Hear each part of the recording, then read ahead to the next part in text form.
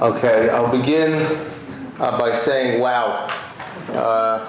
It was worth it to come here from Teaneck this morning just to see what I'm looking at right now.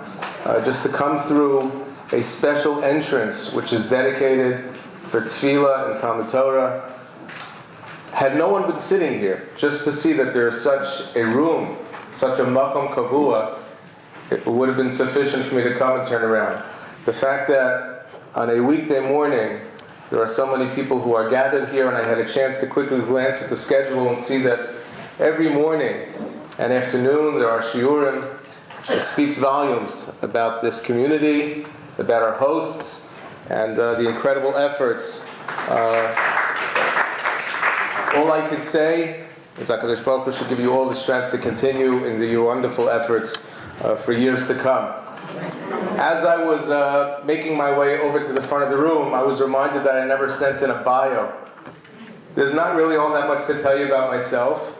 I'm a Jew, and I'm here to teach Torah. But one thing which may be of interest, because I think already a couple of people have come over to me and asked me, my name is familiar to some people. I actually did grow up in Far Rockaway. I moved from Far Rockaway when I was 10 years old, defected to New Jersey.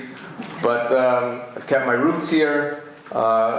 I always like bragging about my ultimate claim to fame, certainly this side of the Hudson, that my late grandmother, Mrs. Zamek, Ohel Shalom, was well known to many people. She was actually Rabbi Weinberger's secretary for many years. So for me, it is always a plus to be able to come back here and to reconnect with my roots in this community.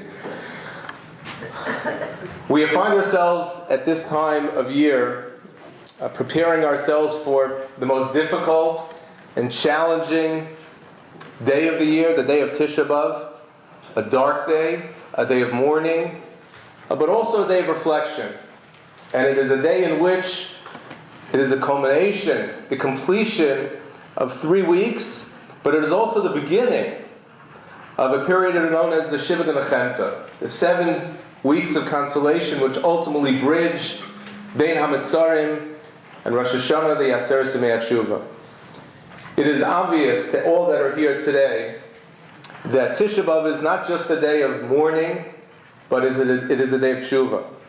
And as such, I thought that it would be appropriate if we could reflect this morning upon a topic which provides us with some degree of reflection on an area, specific area within Tshuva, one that, at least from beginning, we will be able to connect to the day of Tisha B'Av itself, but I believe has far-reaching ramifications beyond, and one that hopefully we'll be able to learn from and take with us in the weeks and the months to follow.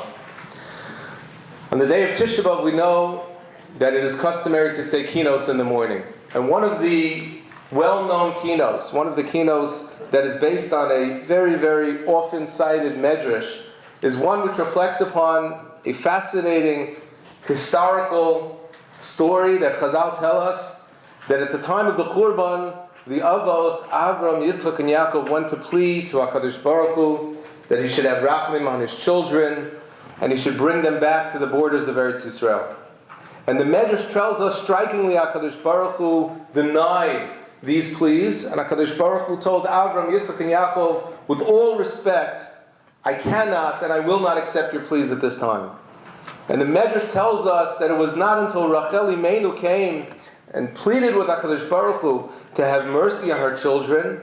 And as the Medrash describes over here in source number 1, she said to HaKadosh Baruch Hu, it should be in the zechus of the fact that I sacrificed that which was most important and dear and precious to me, my love for Yaakov Avinu, that I gave him up.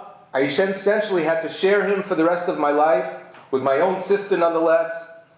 And the Medrash describes over here in very powerful, descriptive expression, how Rachel pleads with HaKadosh Baruch Hu and says, you know better than anyone else the tremendous difficulty that I had to endure to make a sacrifice of this nature. And then she says, about 5 lines from the bottom of source number 1, Vata melech chai v'kayom rachaman. Why would you, HaKadosh Baruch Hu, care, Kaviyachol? Why would you have any kpeda so to speak, of avodas kachavim, which are meaningless. Because of that, the Bnei Yisrael are going to be exiled from Israel. Miyad nizgalgulu rachmav shel HaKadosh Baruch Hu. Immediately, says the Medrash, HaKadosh Baruch Hu was aroused, so to speak, to have a more compassionate perspective. V'amar, and he said, B'shvileich Rachel ani machziras Yisrael m'komam. In your zechus, Rachel, and in your zechus only, Bnei Yisrael will return to its borders. A very famous Medrash. I am sure that this esteemed crowd has studied it and perhaps reviewed it in the keynotes itself. There have been songs which have been written, inspired by this Medrash. But of course, a question which is so obvious that perhaps we don't ask it enough, and that is, what is it ultimately about the sacrifice of Rachel that was so unique, that was so great, that made it so much greater in the eyes of God than Avram, Yitzchak, and Yaakov and their contributions? With all respect to Rachel, and the last thing we want to do is minimize her contributions. But really, that single act was so significant that won over HaKadosh Baruch Hu, and it was ultimately that, and the zechus of that the Navi Yirmiyahu was quoted, B'shvileich Yesh schar l'pu'ulasech, that there will be a reward for your actions. Yesh tikva l'achariseich no Hashem b'shavu banim l'gvula. In your zechus. It is that I would like to begin this morning. Another question that perhaps we can present at such a time, one which is perhaps relevant each and every one of us to every day of our life. The Magen Avram brings down in Ar Chaim Siman Memvav in source number 2 that it is customary when a person enters a shul in the morning to say a pasuk. The pasuk Vani Barov Chastacha Vo Beisecha. In fact, this is printed in the Siddur. Most people don't actually have a siddur in their hand on the way into shul. So unless people are mindful of this beforehand, they wouldn't necessarily remember. But that there's something we are to say on the way into shul. And then we say as we enter the Beis Medrash, Beveis Elokim Nalech Beragesh. And then the Magen Avram quotes a tradition from the Arizal that Kodim Tefillah Shachris Yikabel Alav Mitzvah Sal Sheishav Yahavta L'Reacha Kamocha. Before a person daven Shachris in the morning, one should accept upon himself the mitzvah of Yahavta L'Reacha Kamocha. Seems innocent enough, and why not? After all, good a time as any to a person to accept upon himself the mitzvah to love one's fellow Jew. But again, I think the question, which perhaps is so obvious that we have to challenge ourselves sometimes to ask the most obvious questions, why now? After all, perhaps this would be the one time of the day that it would be inappropriate for a person to say, now I have to think about other people. Chazal actually imposed certain gedarim, certain restrictions on our activities in the morning so that when we wake up in the morning, our sole and exclusive focus is on HaKadosh Baruch Hu. There are certain activities that we are not permitted to begin in the morning. Chazal goes as far as to say that even to greet the person the way one normally would in the morning is problematic.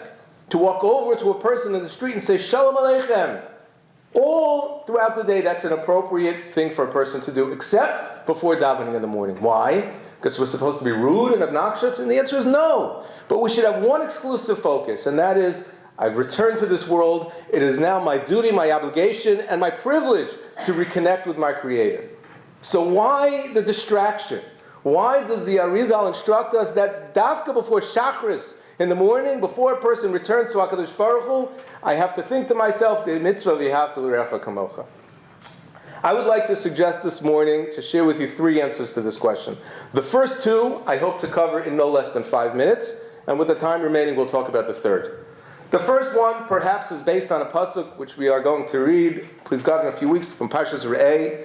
In source number 3, the Torah tells us, "Banim atem laHashem Elokeichem, lo sisgodedu v'lo sasimu karchem einechem l'meis." The Torah here is instructing us to be mindful of the fact that when a person experiences mourning, one is to do so in an appropriate fashion. And from a Torah perspective, one can in fact go too far.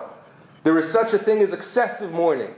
And one of the restrictions that the Torah imposes, which is probably reflective of some ancient pagan practice, is that when a person loses a relative lo aleinu, they are not to engage in any form of self-mutilation. You don't cut your body. Lo sisgodedu literally means don't cut yourself. But Chazal tell us, it's a famous Gemara, it's not recorded here on the page, that lo sisgodedu is also the premise of another well-known concept, and that is that as a nation we are not to divide ourselves. We are not to splinter into groups. Of course, this doesn't mean that we are to do everything exactly the same way. After all, there were 12 Shvatim. By design, we are a nation of groups. But ultimately, when serving HaKadosh Baruch Hu, there has to be a unified format. So very simply, without getting into the details, it would not be appropriate when walking into a shul to have the Chazan daven Nusach Svar, and some people Nasu Nashanaz, and some Nusach Harin, everybody's raising their voices together. Some people are bowing, and some people are sitting, and some people are clapping their chests, and some people are not saying Tachadon. Chazal tell us, no, that's called Lo Siskodu. We have to have a unified form of expression when turning to our Creator. Where does this come from? So many of the Mefarshim point out, Banim matem l'Hashem Elokeichem. You are children of God, which means we're part of one family. And I believe that it could be suggested that a basis for the Ari may be simply, we have a greater way of access to HaKadosh Baruch Hu if we first remember and recognize that we are part of a family. I remember several years ago, there was a member of my shul who told me that his mother was very ill. And obviously he was down because of the fact that she was sick. But he said, there's one silver lining to this experience in my life, and that is that for the first time in many, many years, I've actually reconnected with my brother. We've had no relationship, and now because of the fact that she's sick, it has brought us together, we're actually getting along. An interesting insight into human nature, and sometimes in life it works that way. We come to shul in the morning, and before we come to access HaKadosh Baruch Hu, my God, I remember that I am part of a family. Another possibility which is suggested by the Chayyadam is that Yekabel Alatzmo source, and before a person should accept upon himself in the morning, again the mitzvah Hafta L'Recha Kamocha, Va'ayidei Zeh, Yichlol Tfilaso B'chlal Tfilos Kol Yisrael V'yol Achadim. And through this, a person is able to align himself and join the rest of the people of Israel. This is an idea which is relevant well beyond this discussion, but an idea which I'm sure many are familiar with, and that is that we are better off davening b'tzibur than we are davening at home. There are many reasons for that, and there are technicalities, and there are questions which come up. How far does a person have to go out of the way to daven b'tzibur? What is considered tefillah b'tzibur? But as a rule, fundamentally, we know that we are much better off when we daven as a group than we do as individuals. Perhaps we are less vulnerable, we are less exposed as individuals, we can be viewed within the perspective of all the chusim of the klal. But one thing is for sure, and that is that when we connect our tefillos to the tzibur as a whole, we as individuals are that much more better off. So therefore the Chayyadam suggests that the reason why the Ari instructs us to be makabel upon ourselves the mitzvah Hafta L'Recha Kamocha in the morning is because that benefits me as an individual. Ironically, thinking about other people, accepting upon myself the all of the tzibur and connecting with the tzibur is in a sense a way that guarantees me or gives me a better guarantee that my personal tefillah will be accepted. But I'm going to resist the temptation to develop these two ideas, and I'd like to focus, as I said to you before, on a third approach. I came across an idea in the Sefer Sichos L'Sefer Dvarim for Rav Avigdor Nebenzahl Shlita, well known perhaps to many here. Probably about 5 or 6 years ago I first came upon this, and I was awestruck by it. I was told about a week ago, when we went over the details of the shiur, that this is a very learned group. For a moment I was actually nervous. I was told that whatever you say, they've heard it before, which is wonderful. And kol hakavod. I'm not going to challenge that premise, but I'm going to say that it's possible that no one's ever heard this before. And if you're anything like me, even if you heard it yesterday, you're going to get excited about it again. Because it's an incredible idea. It's one which Rav Nebenzahl himself premises with the following statement. I had an idea that perhaps it's mutter to say. That's literally the way he begins this section. I had an idea. I'm not sure if I'm even permitted to say, but I'm going to suggest. And he goes on to suggest the beginning of what I'm going to share with you right now. A very incredible idea. And it's based on a pasuk that we're going to read even a moment ago. We quoted Parshas Re'eh. In about 3-4 weeks, here we are to Parshas Ve'eschanan. Source number 5. Shabbos Nachmu. This is how the parsha begins. Everybody's familiar with this story. Ve'eschanan al Hashem ba'isa hilei mor. Moshe Rabbeinu says, at that time, I prayed, I pleaded with HaKadosh Baruch Hu. Hashem Elokim, Hashem my God, Ato hachilos laharos es avdacha es gadlacha ve'es yadcha hachazaka. God, you have begun to show me, your servant, your greatness, your strong hand. Asher mi'el b'shamayim v'aretz asher yasecha ma'asecha v'chivrosecha. Is there anyone in the world like you who could perform the great, mighty deeds that you do? You, God, can do anything. You control all. Ebrona. Ve'eres ha'aretz ha'tov asher be'evar yarden ha'or ha'tov hazev ha'lavon. Moshe says, HaKadosh Baruch Hu, I have but one request. Please, let me pass over the Yarden and enter the land of Israel. Chazal tell us he was not looking to just relax sitting by the Kinneret. He was not looking to go on the dune buggies or to go visit the beach in Netanya. He just wanted to be able to fulfill the mitzvos hatluyos ba'aretz. And he said to HaKadosh Baruch Hu, you can do this. You can do everything. Please, would it hurt you? Ebron, now please, I beg you, let me just go in and breathe the air, and then I will leave this world. Vayisaber Hashem bi lemanchem. The Torah tells us that Moshe said, but Hashem became angry with me because of you. V'lo shama elai, and he didn't listen to me. Vayomer Hashem elai, and Hashem said, Ravloch, enough Moshe. Al tosef taber elai od b'davar hazeh. I don't want to hear you speak about this again. Wow. Moshe begging HaKadosh Baruch Hu, I have been an Eved Nemon, I have been your servant, your devoted servant. I'm asking but one thing. Allow me to go to Eretz Yisrael once. HaKadosh Baruch Hu said no, and I don't want to hear you ask me again. Unbelievable. So the questions here are obvious. If HaKadosh Baruch Hu wants to say no, that's his right, needless to say. And if Moshe wants to ask again, so what? Let him ask again. After all, Mi Yodei, who knows the power of the tefillah of anyone, let alone the great tzaddik like Moshe Rabbeinu? There's a medrash which tells us something very, very strange. Source number 6. Ve'eschanan. Tav kuf tezvav tfilos, which means 515 tfilos, asa al zeh hadavar, kaminyan ve'eschanan. You'll take my word for it. If not, you're welcome to do the math. Take out a calculator. The gematria of the word Veschanan, 515. Moshe davened 515 times. Thank you, HaKadosh Baruch Hu did not accept his tefillah. What? Now I know some of you may, some of you may not enjoy gematrias. Oh, that's cute. Whoever thought of that? Veschanan 515. Well, what is that supposed to mean? Moshe davened 515 times. So actually, I'm not going to get sidetracked right now. The Chassam Sofer figures out the Pnei Yeshua figures out the math, and he actually shows you when he started davening and when he finished davening, and shows it's exactly 515 tefillos until the day of his death. But leaving that aside for a moment, what does this mean? That Moshe davened 515 times, and then he was going to daven once more, and HaKadosh Baruch Hu said, stop, I don't want to hear a 516th tefillah from you, enough. What is going on over here? Rav Nebenzahl suggests the following brilliant, insightful, and incredible idea. And that is that the word ve'eschanan, which again equals gematria 515, is a word which captures in essence the ultimate goal, the ultimate level that we can achieve in our tefillos.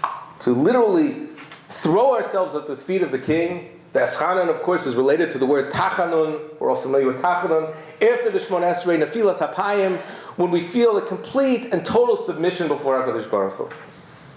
Moshe Rabbeinu maxed out tefillah. What does that mean? It means he davened as well, as thoroughly, as completely as anyone could. Rav Nebenzahl points out, the gematria of the word tefillah, without a yud, is also 515. What it means that Moshe davened 515 times, it means he had completely and totally maximized the human potential to daven. And he saw that it didn't work. And so therefore, he said, okay, if this doesn't work, then I know what I need to do next to get what I want.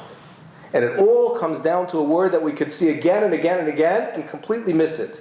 Source number 5 again, I'll take you through it slowly. Moshe begs Hashem, you've done everything, and then he says, Ebra nova era. What does Ebra mean? Allow me to pass over, please. The word Ebra comes from the Shorish Ayin Beis Reish, Avar. Allow me to pass over the Yarden. Says Rav Nebenzahl, why that word, Ebra? After all, say Eilech, no. Ikanes, no, please allow me to walk, to enter, to go to the land of Israel, Ebra. So Rav Nebensohl said, you know where this word is coming from? It's not just a random word. Moshe was alluding to the fact that he was now working with a completely different plan. If you backtrack, take a look at source number 7, Parshas Kisisa. It's not my right to say this, but I'm entitled to an opinion, and you're more learned than I, and you'll disagree. I think this is the most cryptic, mysterious series of psukim in the entire Torah.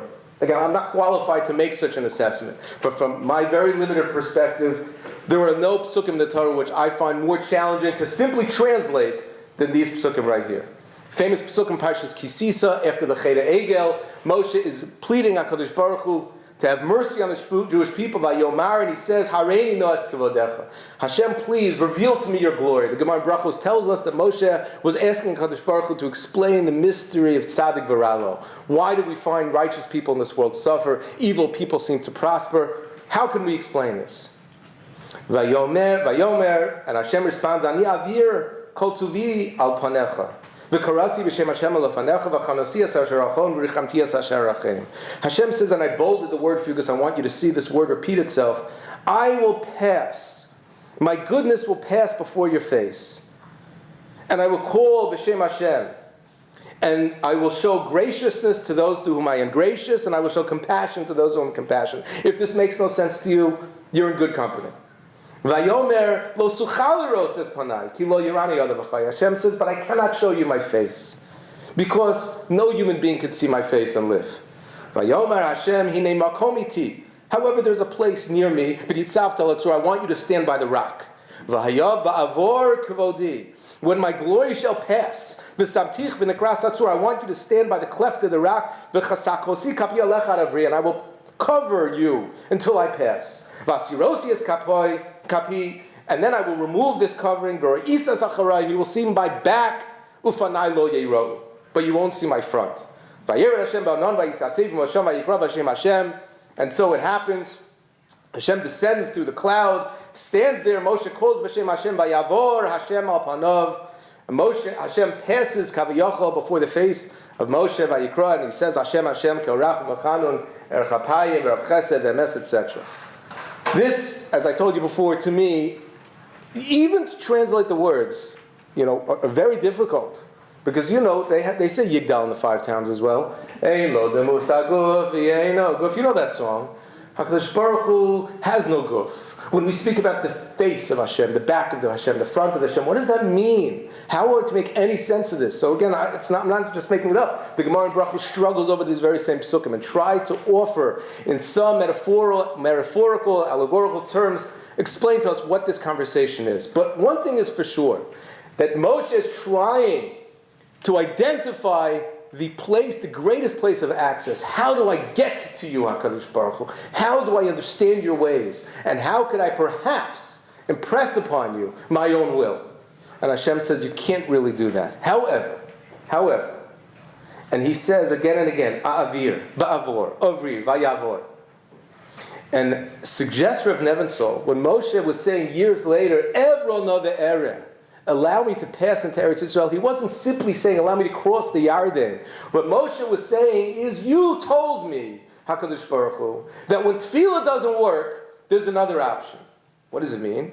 Source number 8, the Gemara in Rosh Hashanah, Vayavor Hashem al panav vayikra. Amar Rabbi Yochanan, Ilmole mikor kasav yefshel la'onro. Had the pasuk not said this, we would not be permitted to say such a thing. Melamed shenes'atev HaKadosh Baruch Hu k'shliach tzibur. HaKadosh Baruch Hu kavayachol wrapped himself in a talus like a tefillah tzibur. The herald of the Moshe Seder HaTfilah, and he showed to Moshe the Seder HaTfilah. And he said, Kozman she Yisrael chotin, as long as the Jews sin, yasu l'fanai keseder hazeh, do this, va'ani mocha lehem, and I will pardon them. Amar Rav Yehuda, bris krusa l'shlosh esrei mido she'enim chazeres reikam shenemar hinei anochi koreis bris. HaKadosh Baruch Hu tells us, it's a Gemara in Rosh Hashanah, this is not Rav Nebensohl, this is a Gemara. HaKadosh Baruch Hu tells Moshe, there's a way out. Whenever Klal Yisrael sin, there is something that they can do which will win me over, automatically. And that is the recitation of the Yid Gimel Midos Harachamim.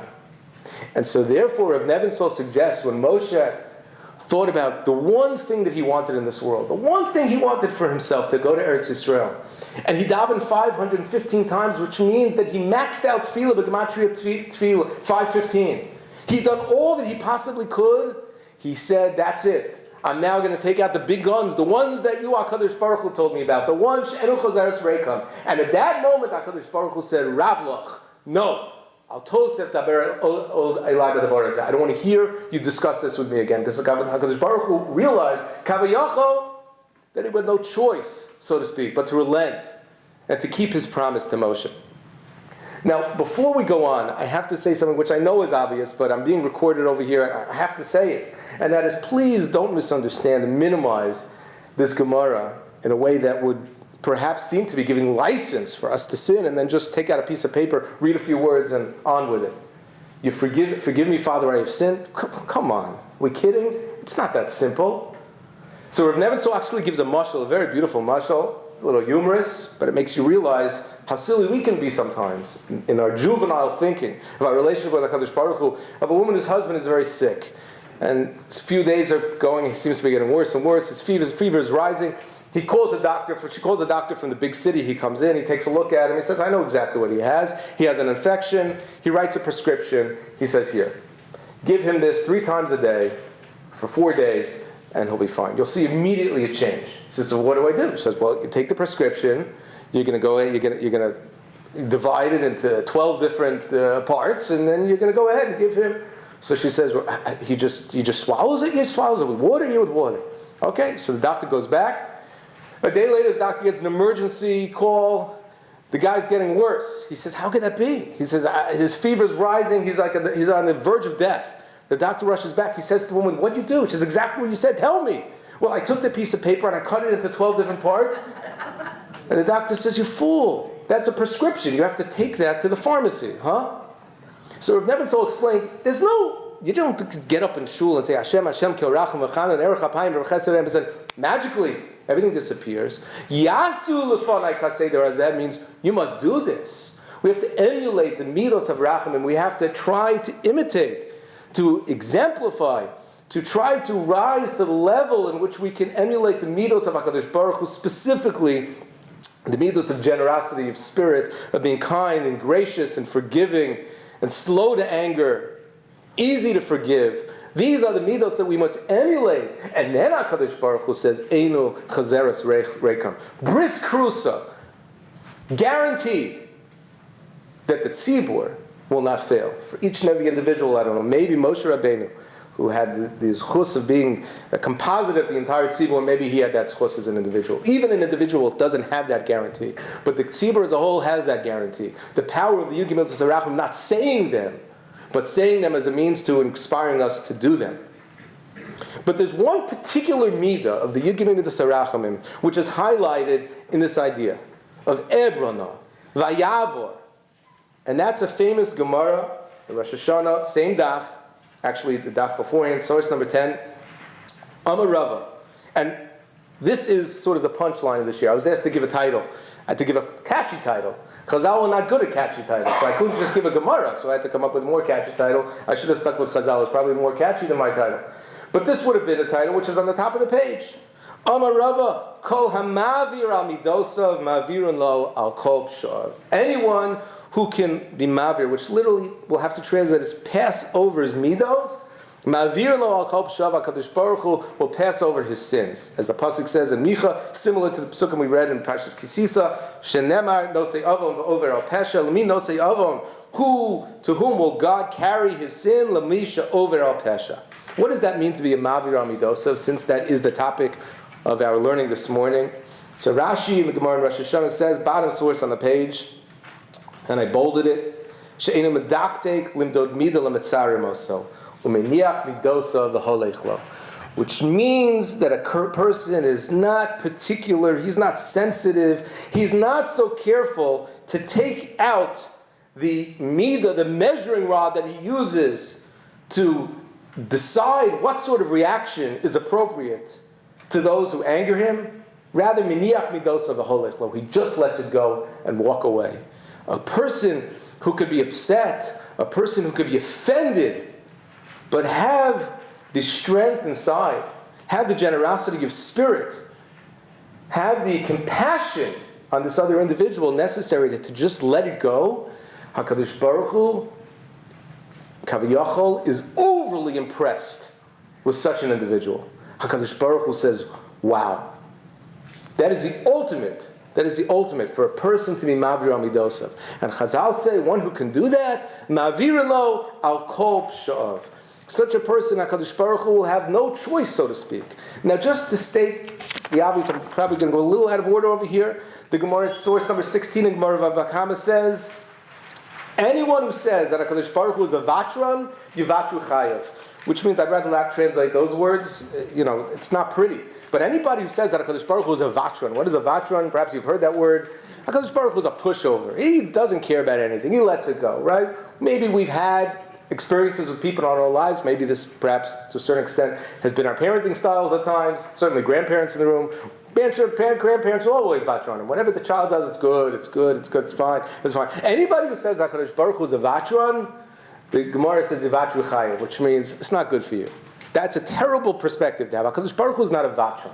HaKadosh Baruch Hu doesn't just let things go. But what's happening over here, explains the Ramchal, the Maharal, source number 19, this is what's called a Midah Keneged Midah. This is Chok Mishpat. This is part of the way the world was created, to allow for people to be given second chances when they give others second chances.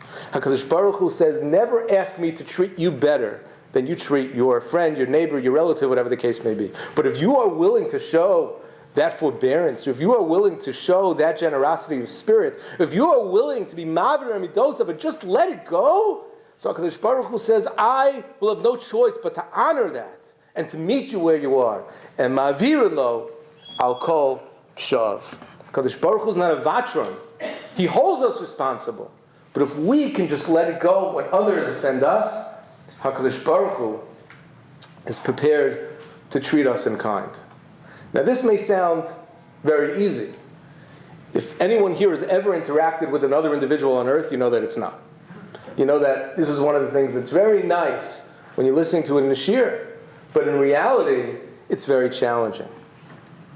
The Shari Tshuva, Rabbi Yonan, source number 12, teaches that this is a necessary preoccupation of the Baal Tshuva.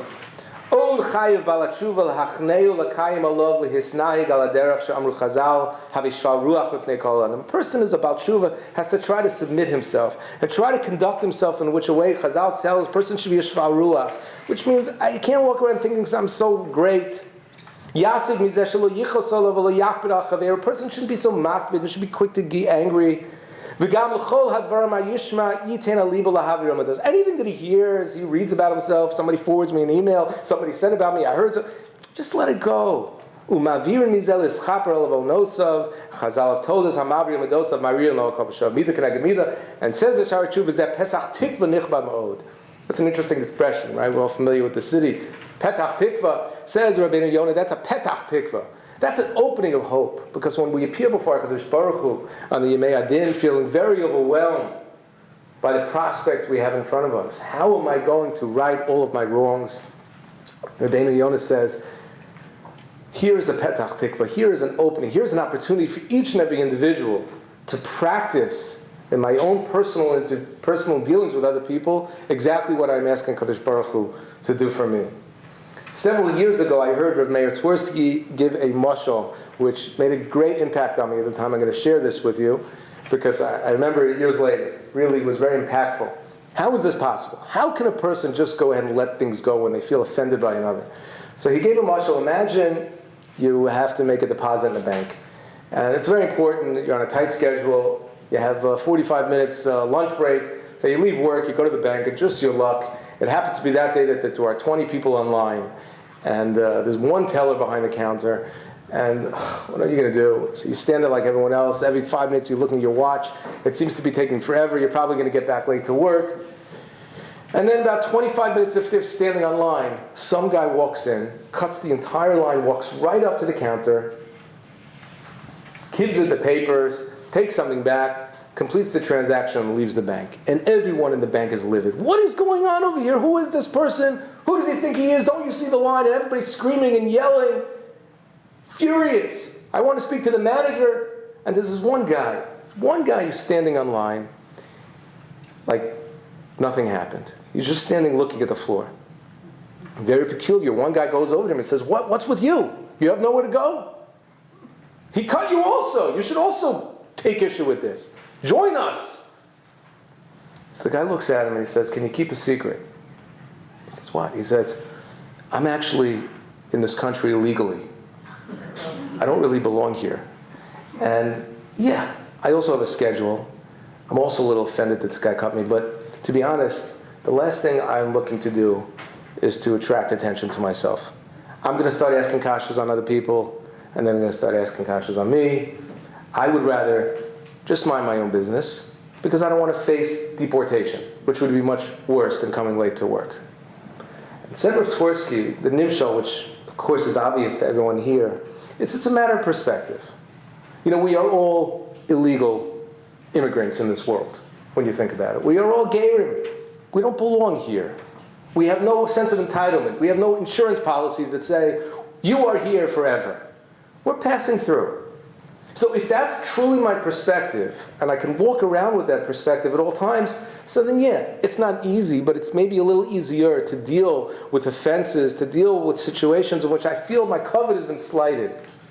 Because I can assure you one thing, and however you offended you may feel at any particular moment, however much you feel that you have been betrayed, however much you feel that someone who owed you more, so for someone from whom you deserved more, you got less, I can assure you without a doubt that the insult that you are enduring is far less than the insult that HaKadosh Baruch Hu endures each and every day of our lives.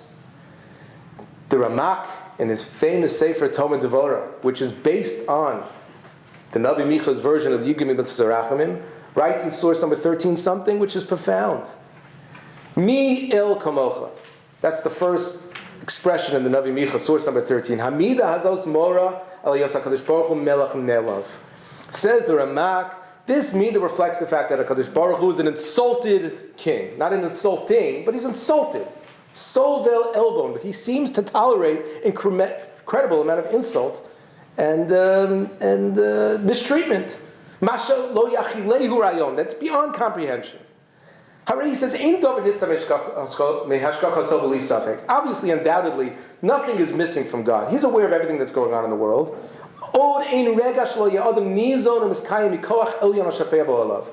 Any person who is alive, they are alive because at that very moment, HaKadosh Baruch Hu wills this person to continue to be able to breathe the air.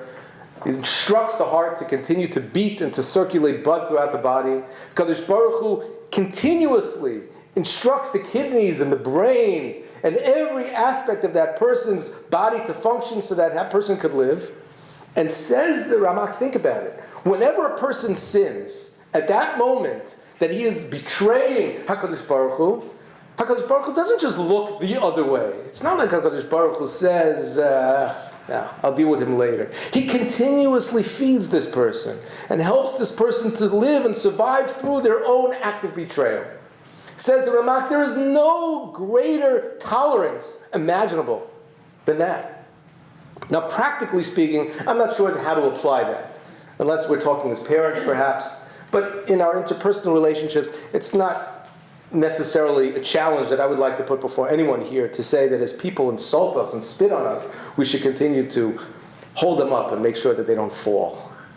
That's for HaKadosh Baruch Hu. But at the very least, we can learn from here how important it is, if we are instructed by the Torah of Halachta B'drachav, to follow, to emulate the ways of HaKadosh Baruch Hu, to try to be more tolerant and forgiving and understanding, even when people don't necessarily deserve it, even when people have not necessarily earned it.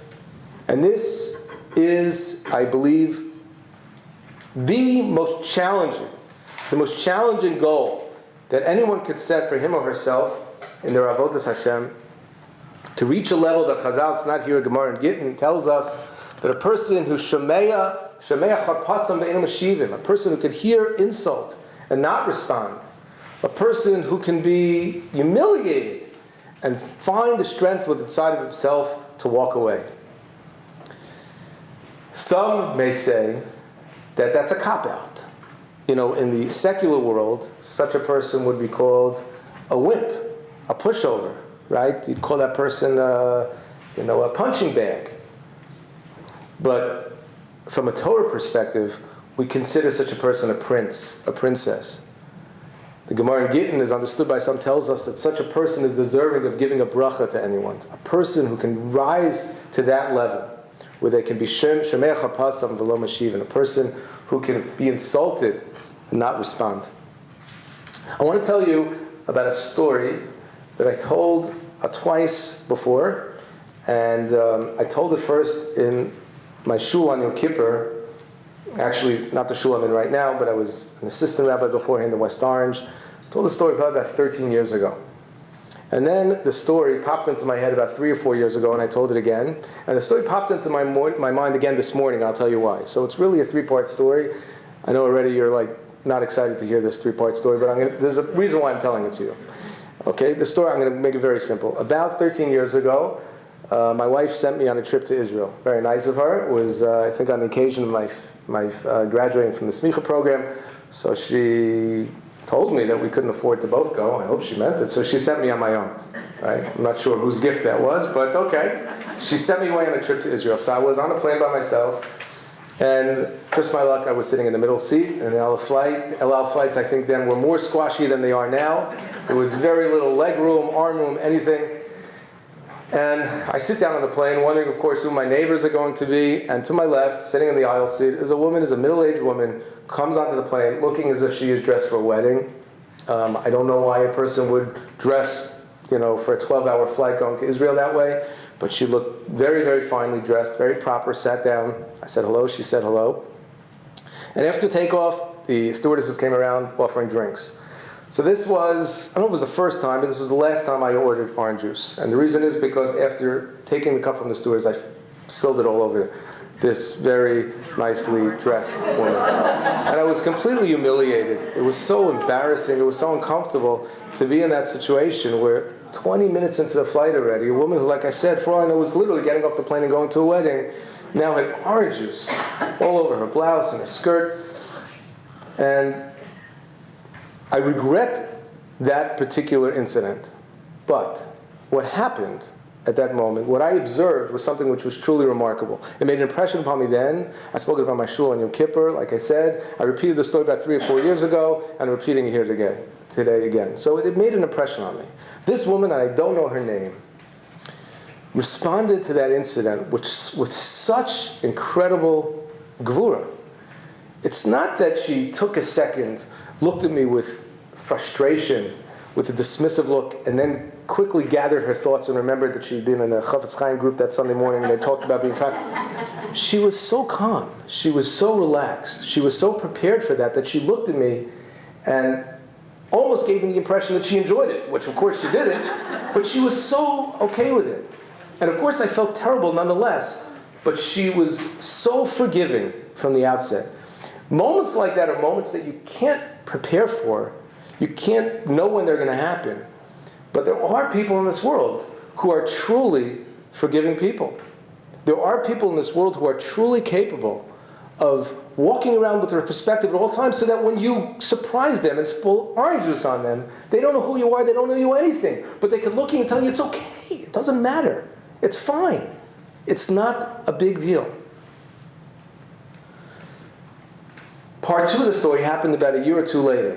I'm not making this, as I tell the story, I tell a lot of stories that may not be true, and I always issue that disclaimer. I never try to fool my audience, and I say, listen, like Rabbi Barrow Wine says, all the stories I tell are true, just half of them haven't happened yet, right? So I never like telling stories if I don't know. Last year in Shul on Rosh Hashanah, I wanted to tell a story that I read Rabbi Ginsburg from the area wrote in an article, probably Mishpacha, and I wouldn't dare tell it because it was too good without contacting him personally. It was the first and last time I spoke to him, but he was very nice. I called him on the phone. I asked him. He told me he heard it from a friend. I called a friend. I tracked the source, and once I felt comfortable enough telling the story, I told it. This story happened to me. I'm not making it up. About a year or 2 later, I was flying to Israel again. This time my wife was with me, and I'll cut to the chase. The man next to me spilled orange juice on me. All right, That's the punchline. This man, by the way, I didn't know it at that moment, but I found it a few minutes later, happens to be a very distinguished Rav from the Five Towns. Everyone here knows who he is. I knew his name. I didn't know who he was at that moment. He introduced himself afterward. Obviously it's irrelevant who it was, but someone from your backyard. It was history repeating itself all over again. My first reaction, of course, like almost every mortal human being, was I was incredibly annoyed. I was upset. I was frustrated. Here I am, at the beginning of the flight, and orange juice has spilled on me. But in a fraction of a second, maybe it was a half a second, a quarter of a second, all of a sudden, it's like time froze, and I remembered, wait a second, I've been here before. This exact thing happened to me a short time ago, and I was incredibly impressed by the way a woman reacted. So here's my chance. And at that point, I realized that I was already too late. This entire thought process in my mind took place within 1 second, but I realized that I had already failed the test, because this rabbi was looking at me, feeling terrible, offering to give me his own shirt, and all I could say to him was, it's okay, but I was trying to make up for the fact that I had already given him a rather annoyed look. And there's nothing that I could do to bring that back. So I had no choice but to tell him the whole story. And I told him, let me explain. I'm an assistant rabbi in West Orange, New Jersey. Last year or 2 years ago, on Yom Kippur, I told a story about this woman, and I understand why. They said, you are nothing but a pawn in the hands of HaKadosh Baruch who has ordered you to spill orange juice on me to test me. And I failed. And I appreciate it. And I think I gave him a measure of nechama at that time. I almost convinced him, because I think it's true. I'm not making this up. Now, my shirt is clean, and I'll tell you why. Because it was Sprite Zero. But this morning, at 8:30 this morning, when I was running late with my daughter, and I said, I have to get to the Five Towns, and she woke up late, and I had to take her somewhere, and she says, can you please stop at 7-Eleven and buy me a drink? And I didn't have time, and I said, I'll buy you a drink. And she opens the drink, and she's sitting there, and she's so tired, she starts falling asleep, and she spills it on me. She literally just happened to me this morning. So I could tell you, I failed the test more miserably than I did 10 years ago on the plane. And I laughed afterwards when I reminded myself, you're going right now to speak about this very topic, and it's a silly example. Come on, how often in life do people spill things on you? You think that I'm always spilling or being spilled on. The truth is, that would be the only 3 times in my life. But these types of incidents, these types of occurrences, these types of conflicts, we experience all the time. All the time. We have countless opportunities throughout our life to rise to the occasion and to be a person who is a true mavir al midosav, a person who can truly, as Rashi says, ein medaktek, lindod midol mitzaramo. So they don't sit there and try to calculate what would be an appropriate response, but they just have learned to let it go. And they can walk around with that perspective like Rothwachs has, that we're all illegal immigrants. We're all here we're all here without visas. And whatever it is, it's fine. I'm not going to make a big deal about it. And as the Ramak says, HaKadosh Baruch Hu, who is the Melech Nelav, HaKadosh Baruch Hu, Sovel Elbon, HaKadosh Baruch Hu, who tolerates the greatest insult, is setting an example for us and asking us to follow. HaKadosh Baruch Hu is saying, follow me. V'halachta b'drachav, which Rav Soloveitchik Zatzal explained, is the most all-encompassing mitzvah of the entire Torah. The mitzvah that governs and defines our every action. As the Ramban says on the pasuk Vasisa Yashav Atov, and also in Parshas V'eschanan, you fill in the blanks. The Ramban says there's no way HaKadosh Baruch Hu can tell us in the Torah every single case that's going to happen in life. But He's given it us to know that we could say, what would HaKadosh Baruch Hu want from me? Asisa hayasher v'hatov be'enei Hashem. What is yasher v'hatov be'enei Hashem? And this is an example that HaKadosh Baruch Hu sets. To be mavir amidosav, to allow people the benefit of the doubt when they deserve it and even when they don't deserve it. To be generous, to be forbearing, to be, as we're going to plead of HaKadosh Baruch Hu, to be with us. Rachum, V'chanun, Erech Apayim, Rav Chesed. This is what HaKadosh Baruch Hu asks that we do for Him. The Sefer Mesilas Yesharim, which of course is known to all here in source number 20, tells us in his exploration of the Midah of Nekiyus, V'hu masha amru Chazal, kosho lichos v'noach lirtzos. Chazal speak about a level of person who's very difficult to anger, but very easy to appease. He needs a davar chela tov vadai. This is a wonderful lot that a person can try to achieve. Ki teva adam, because human nature misor lakas is that we are very quick to become aroused to anger. V'mu misgaber lov she'afilu b'shas hakas atzmo lo yivar harbe misgaber. Sorry, hakas atzmo lo yivar harbe misgaber lov. Shafilu also akas hakal lo yamod bo b'zman gadol shelo yava v'yelech. Vada sheroi l'shevach. A person who can control himself so that he doesn't even get angry in the first place. How incredible that is. The Gemara says in Chulin, Tola Eretz Ablima, Ein Olam Iskayim El B'Shvil Mishabola in Piv Mishas Beriva. A person who can close his mouth at a time of strife, at a time of conflict. V'hainu shekvarnis orer tivo b'kas. He's already feeling the adrenaline in his blood, and he's bowling piv. This is incredible midah. Hillel Hazaken, says Messiah Sharm, was a person who was able to experience incredible frustration and deal with it. The Gemara in Shabbos tells us that the Satan would come after him every Erev Shabbos. Maybe you're related to Hillel Hazaken if it happens in your house as well. Every Erev Shabbos things go wrong, right? The toilet's overflowing, the oven doesn't work, the refrigerator's not working, the kids are screaming this on the floor, that's on the floor. Everything's going wrong, and everybody's testing your wits. Says the Gemara, it's the Satan. You know he's going to come. It's Erev Shabbos. And Hillel Zaken was ready for him and embraced him and welcomed him with open arms and would not fail. Did not show anger. Says the Messiah Sasharim, this is something that we must strive for. We live in a day and age where everybody is trying to find some easy way to solve his or her problems. Right? We see it in the world around us. It's been called, it used to be called the microwave age. Now I guess it's called the iPhone age, where there is a quick solution to everything. Right? Wrong. There's a quick solution to a lot of things. I didn't get lost coming here today, and it's not only because I grew up in Far Rockaway, because I didn't grow up here on Forest Lane, but I have GPS. It got me here in a second. There's no problems at all. And there was traffic along the way, no problem. It's so smart. Oh, it redirected me. Don't ask me how to hold a map. I don't even know how to hold a map. So we live in a wonderful day and age where all of our problems are solved like this, but not all of them. I'm not looking to create any problems here in the 5 towns, but I'm sure you've read ads which I think are terrible. They're disgusting, in which they solicit money from people promising them that if you give us money, we're going to send someone to daven for you, and this is going to happen for you, and that's going to happen for you. No, that's not the way it works. There's no easy way out. There's no quick fix. There is no way that a person can do something and there's a tendency that we have as human beings. Something's wrong, I check the mezuzahs. Did you know that there's absolutely no genuine source for that at all? The whole concept of checking mezuzahs comes from a shiloh that was posted in Ma'aril. A person said, something's going wrong in my life. I'm checking my mezuzahs. Should I make a new bracha when I put them back on? I guarantee you. I don't know you're thinking, hey, he's from Teaneck. What does he know?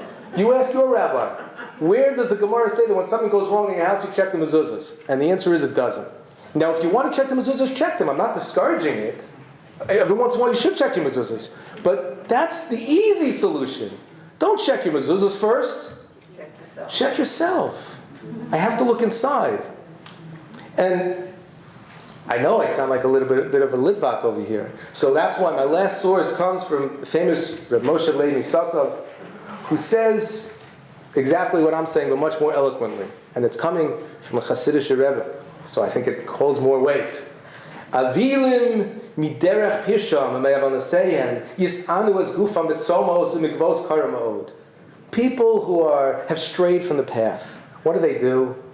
They afflict themselves, they fast, they go to cold mikvahs. They try to do whatever they can to engage in some sort of self-affliction, to purge themselves of sin. What does that do for a person if he doesn't even begin to understand why he's doing it? He says, I promise you, if you control your anger, it is better than 1,000 fasts. If a person could be insulted and not respond, this will be better than 1,000 lashes on the back. Because ultimately, HaKadosh Baruch Hu wants us to engage in development of the self. this wonderful work that has been produced, the Midos book, which I had the zchus of participating in, thank you so much for including me, is a wonderful example of how difficult it is to be a Jew. And it's not because, as I sometimes ask kids before they buy bar mitzvah, why is it so difficult to be a Jew? And they say, because you can't get kosher food. So I know you're thinking, in Teaneck Nebuch, they only have 45 restaurants.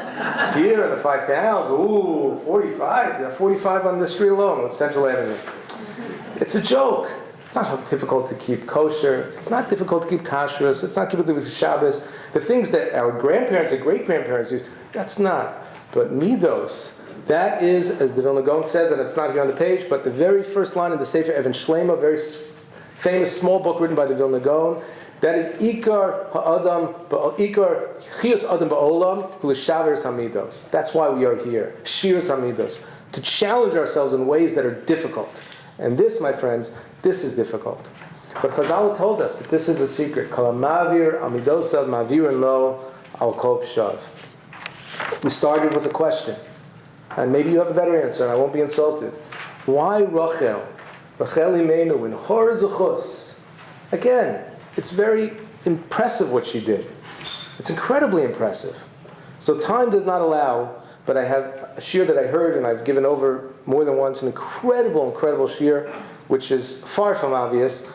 But how Rachel Imenu's contribution was not just on that one night of her wedding, but has been demonstrated and proven through many sources, a fascinating idea that Rachel never told Leah her entire life what happened that night. That Leah went into that night not even knowing. I know I'm leaving you very confused. But even without that, but certainly with that, Rachel Imenu is an example of what it means to be a person who can be mavir amidosav, a person who could say, you know what, this is coming to me. I deserve more. This is not what I signed up for. I'm entitled to something. But said, Afal Pikein, you take it. You can have it. I'm not going to be makbid.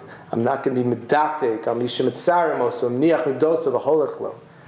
And when Rachel Imenu came to HaKadosh Baruch Hu and said, how can you, HaKadosh Baruch Hu, hold on to your anger? Look at what I did, and I'm only a basar v'dam. And you're the melech melechayim lachem. HaKadosh Baruch Hu had no choice, kaviyachal, but to say, you're right. You're right. Bizchusek, and yours a chus. V'shavu banum l'gvulam.